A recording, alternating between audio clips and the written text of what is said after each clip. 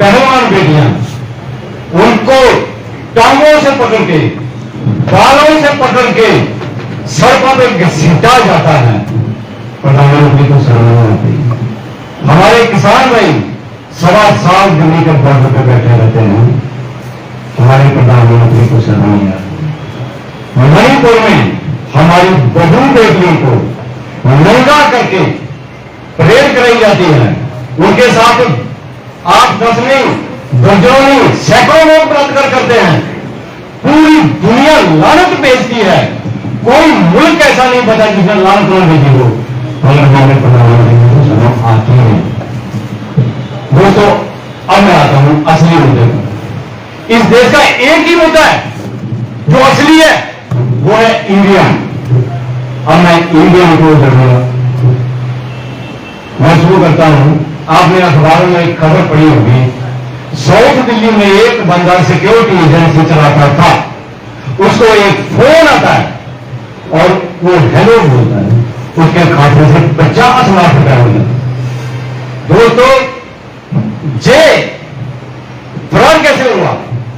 ये एक साइंस है, इलेक्ट्रॉनिक्स की जो साइंस है ना, और उसका मतलब ही फ्रॉड हो गया है। इलेक्ट्रॉनिक शब्द फ्रॉड शब्द का पर्यायवाची हो गया। तो दोस्तों, हमारी मशीन का क्या नाम है? Electronic voting machine. इसके तो नाम में इलेक्ट्रॉनिक्स है, ये तो मशीन ही फ्रॉड है। अब मैं आपको बताता हूं ये मशीन काम कैसे करती है। आपने कभी जादू का शो देखा है? जादू के शो में एक आदमी होता है जादूगर, उसके हाथ में एक आधा टेढ़ा डंडा होता है, उसको बोलते हैं जुगनू। वो जिस चीज के ऊपर घुमाता है वो चीज गायब हो जाती है, उसकी जगह कोई दूसरी चीज आ जाती है। आपने देखा होगा एक बड़ी सी टोपी होती है, जब बड़ा सा थैला होता है, हमारे जादूगर महोदय क्या करते हैं, उसमें कबूतर डाला तो तोता निकला, तोता डाला तो उल्लू निकला। ऐसा ही एक जादू का शो हमने देखा 15 अगस्त 2023 को लाल किले की प्राचीर से हमारे माननीय प्रधानमंत्री जी झंडा फहरा रहे थे। क्या बोलते हैं? 24 में भी मैं ही झंडा फहराऊंगा। दोस्तों, कैसे? आपको तो पता ही नहीं है, हमारे प्रधानमंत्री जादूगर हैं, उनके हाथ में भी एक जुल्लू है, उस जुल्लू का नाम है ईवीएम। उस ईवीएम के अंदर आप वोट किसी को भी डालो, आप तोते को डालो, आप कबूतर को डालो, जाने उल्लू को ही है। दोस्तों, आप सब बाल बच्चेदार, घरों में बच्चे होंगे, बच्चों को हम कहां भेजते हैं? स्कूल में। क्यों भेजते हैं? लर्निंग के लिए, पढ़ने के लिए। आजकल हम बड़ा हंगामा सुन रहे हैं, आर्टिफिशियल इंटेलिजेंस और मशीन लर्निंग। दोस्तों, मशीन लर्निंग क्या होती है? मशीन लर्निंग होती है, जैसे हम स्कूलों में अपने बच्चे पढ़ाते हैं, ऐसे मशीनों को पढ़ाया जा रहा है। आप मेरे को ये बताओ, आप बच्चों को पढ़ाते हो, आपने कभी अपने भैंसों को पढ़ने के लिए भेजा? कभी किसी सूअर को पढ़ने के लिए भेजा? कभी किसी गधे को पढ़ने के लिए भेजा? दोस्तों, गधे नहीं पढ़ते, सूअर नहीं पढ़ते, भैंसे नहीं पढ़ते, तो उनमें दिमाग नहीं होते। पढ़ना नहीं है जिसमें दिमाग होता है। तो इसका मतलब क्या निकला कि मशीनों में दिमाग डाल दिए गए हैं। अब ये जो मशीनों में दिमाग डाल दिए गए हैं और इलेक्ट्रॉनिक मशीन जो है उसमें क्या दिमाग नहीं डाला गया? अब मैं आपको बताता हूं इसकी कहानी। ये जो दिमाग डाला जाता है मशीनों में, जो इसको बोलते हैं हम टेस्ट रिगिंग सॉफ्टवेयर। एक रिगिंग सॉफ्टवेयर होते हैं, टेस्ट रिगिंग सॉफ्टवेयर। इसकी शुरुआत कैसे होती है? शुरुआत करने के लिए दोस्तों हमको थोड़ा इतिहास की सैर पे जाना पड़ेगा। मैं आपको 2-3-4 हजार साल पीछे लेके चलता हूँ, यानी सन 2004 में। आप बोलोगे सन 2004 तो 19 साल पहले की बात है, 3-4 हजार साल कैसे हो गए? दोस्तों, टेक्नोलॉजी की दुनिया में 19 साल का उतना ही मतलब है जितना 2-3-4 हजार सालों का होता है। टेक्नोलॉजी रोज बदल जाती है, एक एक दिन में सैकड़ों नए सॉफ्टवेयर आ जाते हैं। ये जो सॉफ्टवेयर जिसकी मैं बात करता हूं, ये सॉफ्टवेयर 2004 में दुनिया की दिग्गज कंपनी, उसका नाम है बॉस, और वो टेक्नोलॉजी की बॉस है, उसने बनाया। वो जो सॉफ्टवेयर था वो किराए पे ले लिया वॉक्सवैगन नाम की एक कंपनी ने। दोस्तों, वो मैं थोड़ा शॉर्टकट रहूंगा, मेरे बहुत से वीडियो हैं, आप देख लेना, नहीं तो इसका पूरी हिसाब से ले लेना, अपने सिद्धू साहब से ले लेना, सिकंदर सिद्धू जी से। तो कहने का मतलब है, मैं थोड़ा शॉर्टकट में रहूंगा। वो जब सॉफ्टवेयर लगाया गया दोस्तों, कारों में वॉक्सवैगन कंपनी कारें बनाती है, मर्सिडीज बनाती है, ऑडी बनाती है, BMW बनाती है, वॉल्वो बनाती है, और अपनी ब्रांड के वॉक्सवैगन के नीचे भी बहुत सी कारें बनाती है, क्योंकि 1 जनवरी 2008 को अमेरिका की सरकार ने और यूरोप की सरकारों ने एक नए यूरो 4 नाम के मानक सेट कर दिए थे कि जिस कार में पोल्यूशन कम होगा उसी कार को मार्केट में आने दिया जाएगा। अब दिक्कत क्या हुई कि जिस भी कार में पोल्यूशन कम करते थे उसकी एवरेज गिर जाती थी। अब बताओ, जिस कार की एवरेज कम हो उसको कौन खरीदेगा? अब उन लोगों के पास वो सॉफ्टवेयर पड़ा हुआ था 2004 वाला बॉस कंपनी का, उन लोगों ने वो सॉफ्टवेयर फिट कर दिया। और बैटरी और का जब ऑटो एक्सपो हुआ 2006 में, उन लोगों 2007 में उसने अपनी कारें पेश कर दी और उनको बोला कि हमारी कारें पोल्यूशन भी नहीं करती और एवरेज बहुत ज्यादा है। लोगों ने खरीदी, करोड़ों कारें बिकी। उसके बाद ये चलता रहा। फिर तारीख आती है 26 सितंबर 2015 को, ये पूरा भंडाफोड़ हो जाता है। जर्मनी में एक अखबार छपती है बिल्ड, दूसरी अखबार छपती है डर स्पीगल, दोनों अखबारों में सारा कच्चा चिट्ठा छप जाता है। अगले दिन दुनिया जहान की अखबारें, वाशिंगटन पोस्ट, न्यूयॉर्क टाइम, क्या बोलते हैं, गार्जियन और अल जजीरा, रशिया टुडे, CNN, सब में उनका जुलूस निकल जाता है वॉक्सवैगन कंपनी का। और बात क्या निकलती है कि जो कारें इसमें बनाई, जिसमें वो टेस्ट रिगिंग सॉफ्टवेयर लगा हुआ था, जो कारों में दिमाग डाल दिए गए थे दोस्तों, वो कारें देखने लगी थी, वो कारें सूंघने लगी थी, वो कारें सोचने लगी थी, वो कारें समझने लगी थी और समझ के धोखा देने लगी थी।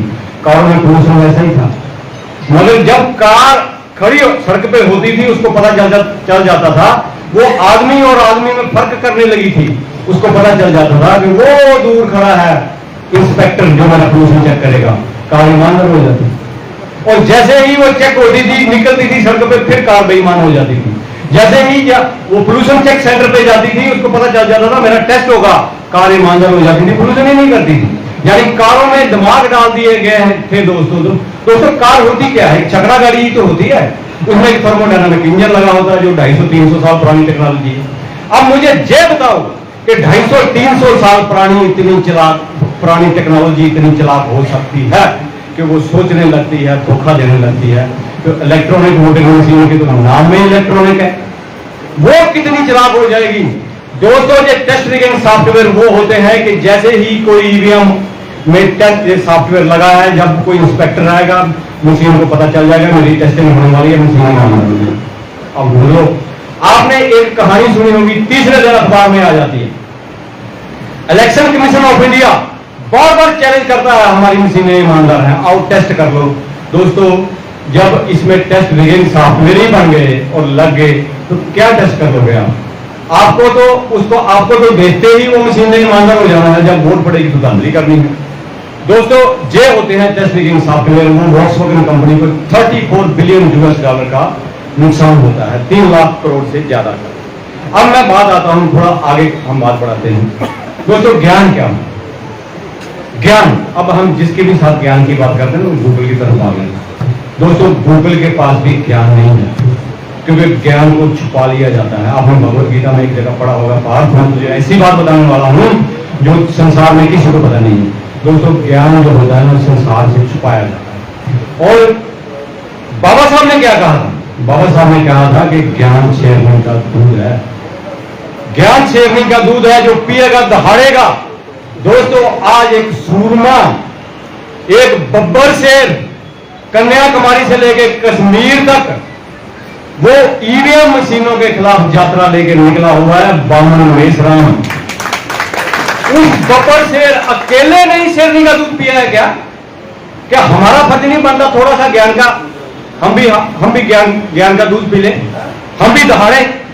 दोस्तों, अब मैं आता हूं उस संस्था के बारे में जिस संस्था का नाम है RSS। RSS यानी बोले तो राष्ट्रीय स्वयंसेवक संघ।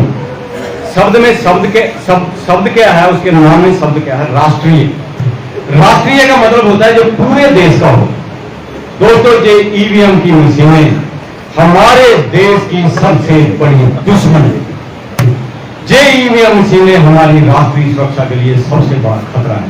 तो इन मशीनों का सबसे ज्यादा विरोध किसको करना चाहिए? आरएसएस, क्योंकि दिन रात और उसने एक पार्टी पाल रखी है, उसका नाम है बीजेपी। वो सुबह से लेकर शाम तक राष्ट्रवाद राष्ट्रवाद राष्ट्रवाद राष्ट्रवाद रटती रहती है। जे उनको चाहिए कि जो राष्ट्र की सुरक्षा के लिए सबसे बड़ा खतरा है ईवीएम, इस ईवीएम को बैन करें। दोस्तों, ईवीएम जो है देश की दुश्मन है। अब हमको ये चाहिए कि गली गली में ये नारा गूंजा दें, जो ईवीएम का यार है वो देश का गद्दार है।